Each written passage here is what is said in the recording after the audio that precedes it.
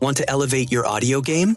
Discover how to clean up your tracks by canceling out noise in Adobe Audition. Get ready for smoother listening experiences that captivates your audience. Open Adobe Audition and add an audio file. Highlight the background noise. Go to the Effects menu, scroll down, select Noise Reduction and Restoration. Click on Capture Noise Print. Select Ctrl+A, go back to the Effects menu. Scroll down and select Noise Reduction and Restoration.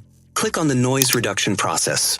Once satisfied with adjustments, click on Apply. Enhance sound quality by adjusting frequencies as necessary after noise reduction.